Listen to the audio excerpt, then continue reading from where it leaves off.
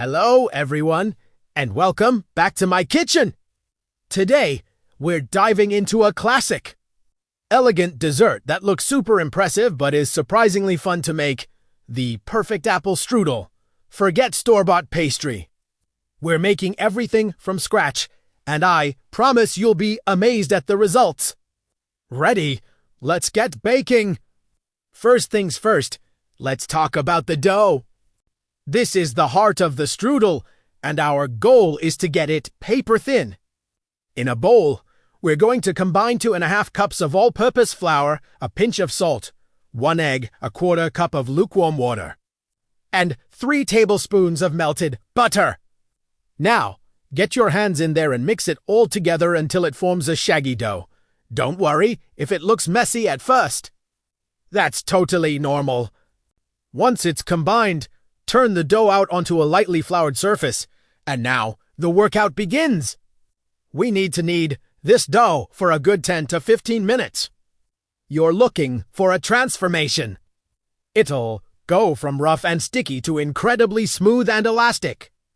You'll know it's ready when you can gently stretch a small piece without it tearing immediately. It should feel as soft as an earlobe. Once you've reached that stage, form it into a ball, lightly brush it with some melted butter to prevent a skin from forming, and cover it. Let it rest for at least 30 minutes, but an hour is even better. This resting period is crucial. It allows the gluten to relax, which is the secret to stretching it super thin later. While our dough is having a nice little nap, let's prepare that delicious apple filling. You'll need about 6 large, tart apples. I love using Granny Smith or Honeycrisp because they hold their shape and have a great flavor. Peel, core, and slice them thinly. You don't want big chunks. Thin slices will cook evenly and create a beautiful texture. Place your apple slices into a large bowl. 12 apples, with quarters of a cup of granulated sugar, 1 teaspoon of cinnamon, and a pinch of nutmeg.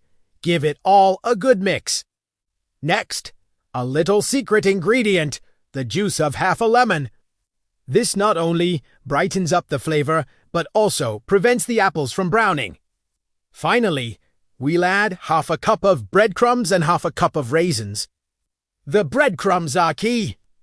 They'll soak up the juices from the apples as they bake, preventing the bottom of our strudel from getting soggy.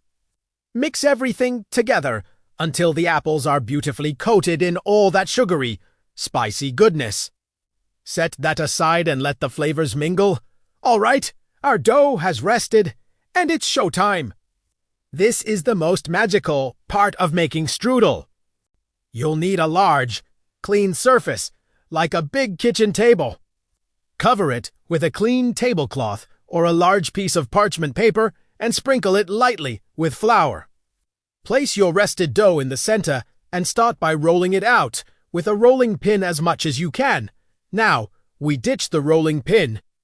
It's time to use our hands. Gently slide your hands, palms down, underneath the dough. Using the backs of your hands and your knuckles, start stretching the dough from the center outwards.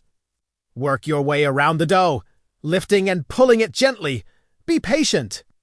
You'll see it start to get thinner and thinner. The goal is to stretch it until it is so thin you can practically read a newspaper through it. Don't stress about a few small tears.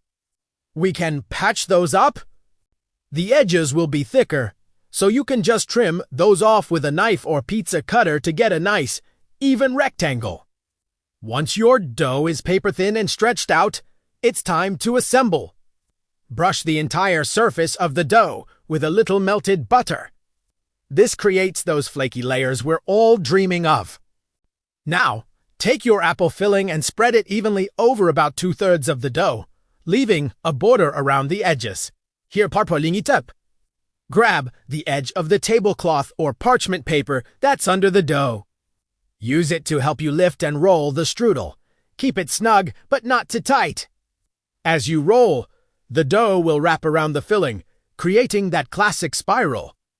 Once it's all rolled up, gently tuck in the ends to seal in the filling. Carefully transfer your beautiful strudel onto a baking sheet lined with parchment paper.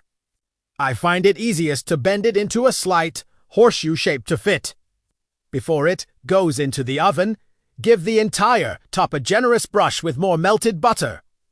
This will give it that gorgeous, golden brown, crispy crust. Bake it in a preheated oven at 375 degrees Fahrenheit or 190 Celsius for about 40–45 minutes. You'll know it has done when it has a deep, golden brown and you can hear the filling bubbling away inside. The smell in your kitchen will be absolutely divine. Once it's out of the oven, let it cool for at least 20 minutes before you even think about slicing it. This allows the filling to set. When you're ready to serve, a generous dusting of powdered sugar is a must. Slice it up and look at those beautiful layers. It's flaky, crispy on the outside, and filled with warm, tender, spiced apples.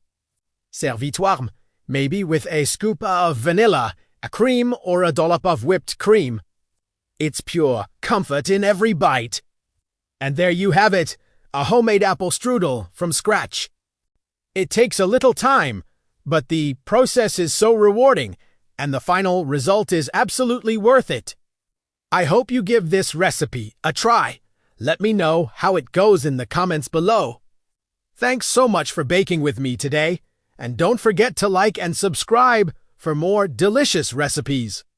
See you next time.